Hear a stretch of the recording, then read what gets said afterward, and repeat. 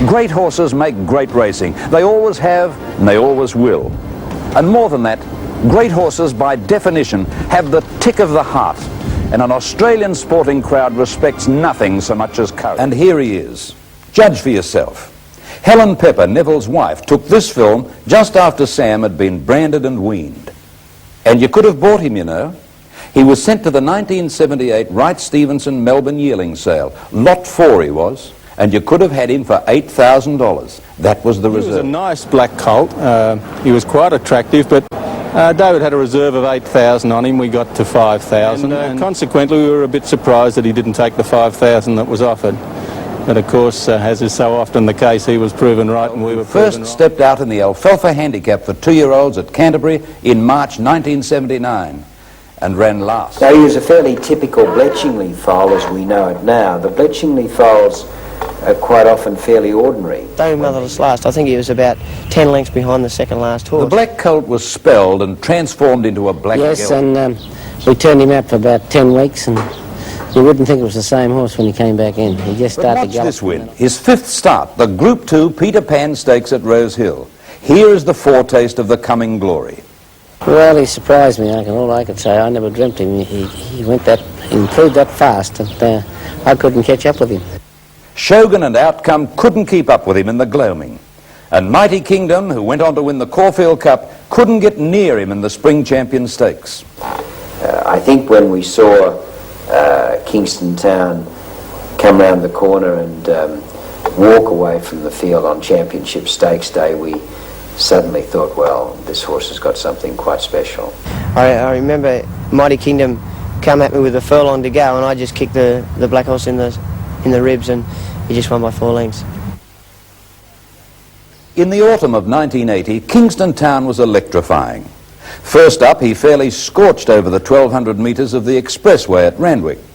He was never thought of as a sprinter in the Manicato style, yet he cut it out in 1:9.7. They're on the bend for home with about 4:50 to travel. Conorack just leading from Tulip Town, a length behind them Kingston Town. On the rails then Newland Boy, and they were followed by Milton. At the head of the others then is Till Phibbs. Coming to the 250, Tulip Town the leader, but Kingston Town's raced to him straight away. And Kingston Town a dash clear with 200 to go from Tulip Town. Milton is running on well on the outside. Will get second, and Kingston Town's going to win pretty comfortably. Milton, however, giving a good display today. Stretches out beautifully in the run home, but is beaten 2.5 lengths. Further back then, coming into it, Polo Player, but he's carted deep on the turn. At the head of the others, Lloyd Show and Lorient behind them, and then Big Print in the straight, 250 to go, and he's let loose on Kingston Town, and the champ has gone to Knight's Affair in a stride. Look at that acceleration. Kingston Town race clear below the 200, and the Guineas looks to be all over. Knight's Affair in second place, running on. Polo Player finishing doggedly, but Kingston Town wins in a breeze. He's a champion. Kingston Town by 4 lengths to Kingston Town, who's poised to challenge now. They've quickly booted clear of Worry Symbol, followed by Justice Steel, Pagal and Salamander, but it's the famous Kingston Town acceleration as he went past Double Century in one stride. Kingston Town with an explosive turn of speed is race clear, and the Tancred Stakes is all over. Look at him go. He's a champion from head to toe. Kingston Town wins with his ears pricked by 4 lengths to Double Century. 700 to go in the Derby, and Polo Player on the inside, leader next to Kingston Town, and 3/4 of a length further back River Door. A little over a length further off, Red Kilt on the rails for Mr. Independent on the outside. Then a length to Shogun, with Big Prince starting a run out wide as they head for home, and then Prince ruling.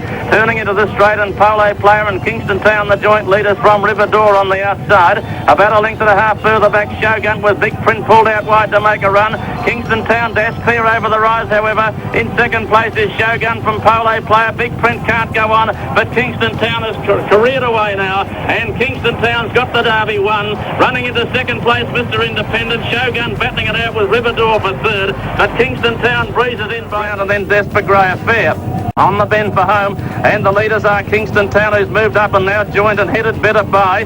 In third place, Worry Symbol, Double Century coming home well, and they were followed by Sharman. At the head of the others then on the outside, Fabuloso.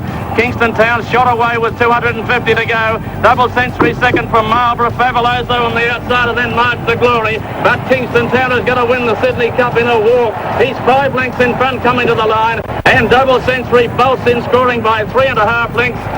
Kingston Town bolts in from Double Century. He was the most outstanding racehorse I'd ever seen in my life. he was the most outstanding racehorse that I'll ever ride in my life. And in a few bounds up goes Kingston Town. Kingston Town races up, takes the lead from Red Kilter. Star Dynasty's well beaten. Now Kingston Town, Johnston is niggling him away, and away he goes, and it's all over. Kingston Town wins the Grand Prix Stakes, and there's still 50 metres to go. A very, very easy win. Kingston Town about 3 lengths to Red. Red Kilter's moved into third place. Behind him, Star Dynasty. Into the straight, 400 metres to go. Kingston Town has now gone to the lead. Red Kilt battling on fairly well. Kingston Town is having a bit of a race. Johnson has drawn the whip to flick at him. Kingston Town in front of Red Kilt, followed by Star Dynasty. Kingston Town the leader. He's having a bit of a hard run. Johnson looked round on the right side, flicked him with a whip, and he's still holding his ground in front of Kingston Town. Drew away now. Kingston Town drew away and won by about 3 lengths to Red Kilter. Third is close between Golden and Prince Ruling. The King went for a short spell.